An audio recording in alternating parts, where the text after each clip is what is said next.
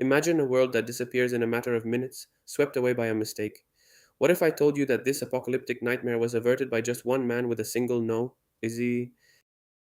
We are on the brink of the abyss. 1983 was no ordinary year, but the year in which the icy breath of the Cold War transformed into a deafening scream.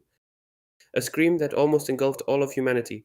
Today I will not only tell you how we escaped a nuclear holocaust, but I will also make you relive those chilling minutes when the fate of the world rested in the hands of one man, a Soviet lieutenant colonel named Stanislav Petrov.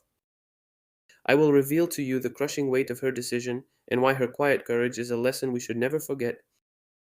Get ready to discover the story of a hero who didn't want to be a hero and how his incredible insight saved us all. 1983 was a year in which the world walked a very thin line, stretched between two colossal powers, the United States and the Soviet Union. The paranoia was palpable, every move interpreted as a threat, every silence a possible prelude to attack.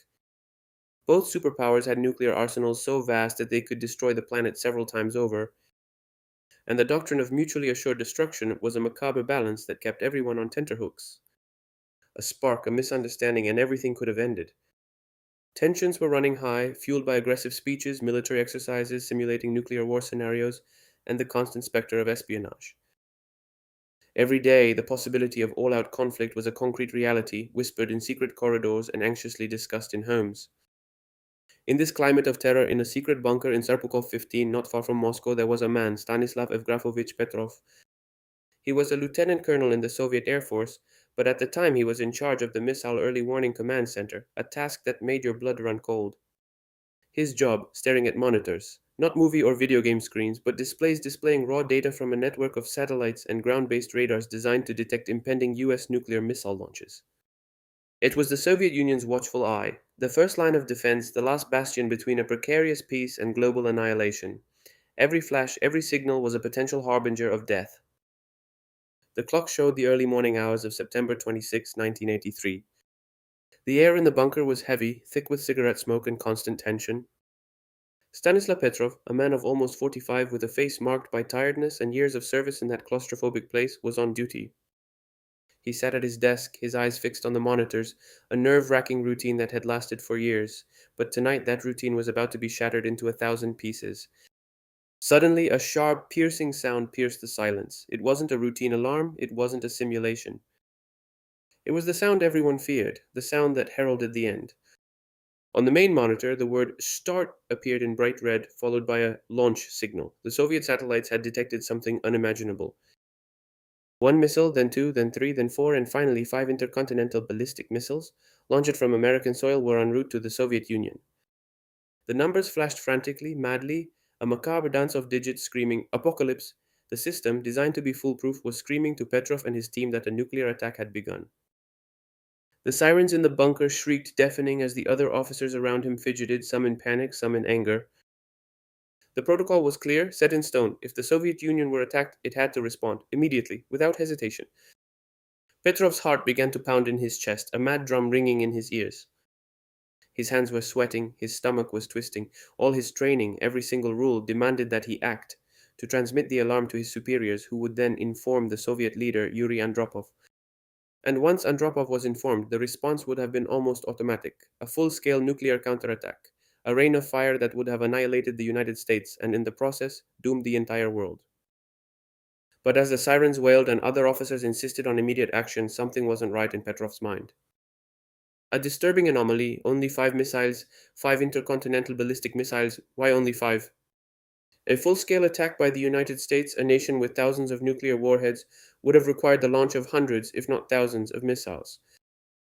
Five seemed too few for a true first strike, a preemptive strike aimed at disabling the enemy's ability to respond.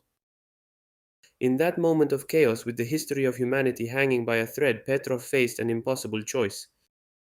Trust the data that screamed of impending apocalypse, or trust his instinct, a suspicion that whispered a deep doubt in him. Time was not a luxury he could afford. Every second that passed was one less second for retaliation, one more second for destruction. But every second was also a second more for certainty, to distinguish truth from lies. The decision he was about to make would determine whether the sun would rise again on the world or whether humanity would sink into an eternal nuclear winter. The weight of all life on the planet was on his shoulders. His mind was a battlefield. On one side, the cold logic of computers, fear of the enemy, military protocol.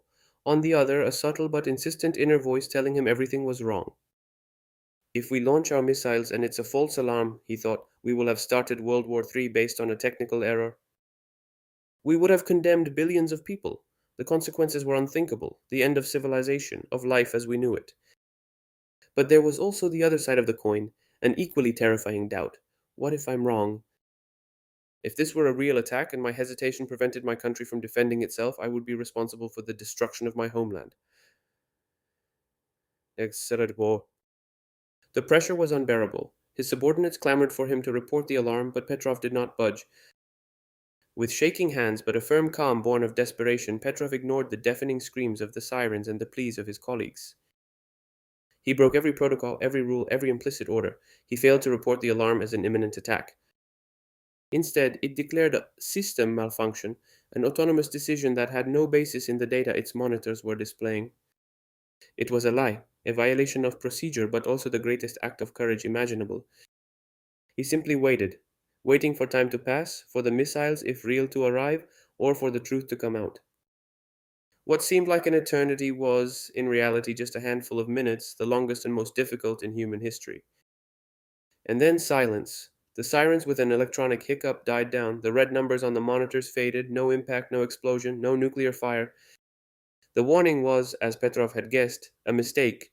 Soviet early warning satellites had mistakenly interpreted the reflection of sunlight on high altitude clouds as the glow of a rocket engine. A software bug, an unexpected technical problem, had almost unleashed hell on Earth. Thanks to a simple no, pronounced not out loud, but with the strength of a firm decision against all apparent evidence, Stanislav Petrov had saved the world from a nuclear holocaust. Humanity had touched the abyss, and one man had pulled it back from the edge. Stanislav Petrov was not celebrated. Rather, he was reprimanded for violating protocol, questioned, and eventually assigned to a less sensitive assignment. His story, considered an embarrassment to the Soviet Union, was kept secret for many years, emerging only after the collapse of the Soviet bloc. But his incredible decision, based on a profound intuition, an instinct that could see beyond cold data and fear, averted an unimaginable catastrophe. His heroic act is a powerful warning. Peace is fragile, often hanging by a thin thread, and human or technological error can have devastating consequences. Petrov's story teaches us the crucial importance of critical thinking, of the ability to doubt even in the face of the most overwhelming evidence, especially when horror knocks at the door.